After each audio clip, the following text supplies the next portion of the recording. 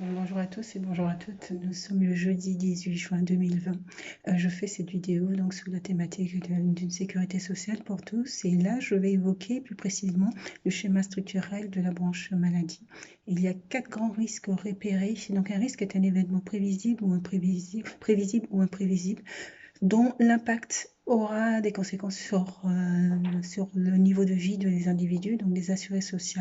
Et donc, pour pouvoir mieux appréhender ce risque, il a été mis en place un système assurantiel, non au sens strict des assurances qu'on trouve communément, mais au sens des assurances sociales. Ce sont des assurances qui ont justement cette vocation à prémunir, à protéger les individus contre les risques qui ont été repérés. Et les 4 principaux risques sont le risque maladie, le risque vieillesse, le risque lié à la famille et le risque lié à l'emploi. Il y a un 5e risque qui va peut-être émerger, celui de la dépendance, notamment de nos aînés, les personnes âgées. Et donc, sur ces 4 grands risques, vont être mis en place un système, une organisation pour pouvoir gérer ces 4 grands risques. Et dans les organisations qui ont été mises en place, suite notamment aux ordonnances du 4 et 19 octobre 1945, ordonnances d'après-guerre, donc sur lesquelles vont se constituer notre système de sécurité sociale bâti sur le salariat, en fait.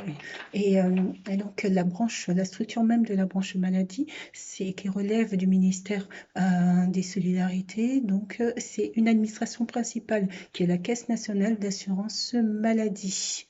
Et donc, Caisse nationale d'assurance maladie qui détermine les grandes orientations, des différents organismes opérateurs d'État. Et donc, dans le cadre de la convention d'objectifs et de gestion que la Caisse nationale d'assurance maladie, seule l'administration publique va signer avec l'État, donc dans ce qu'on appelle la COG qui normalement avait une durée de 4 ans, mais maintenant va passer à 5 ans. Dans le cadre de cette COG, va être définies les grandes orientations du système donc de la branche maladie. Après la Caisse nationale d'assurance maladie, il y a les caisses régionales d'assurance maladie. Dans les caisses régionales, principalement en Île-de-France et en Alsace, parce que en 2010, les caisses régionales d'assurance maladie ont été remplacées par les CARSAT, caisses d'assurance retraite et de santé au travail. Et seuls l'Île-de-France et l'Alsace ont conservé donc des CRAM. Il y a également en organisme public, établissement public, on trouve les agences régionales de santé. Les agences régionales de santé ont vocation à mettre en place sur le plan régional le système de santé, en tout cas les orientations du système de santé national. Donc c'est un établissement public également, qui on peut, sur certaines manières, considérer comme un service déconcentré de l'État.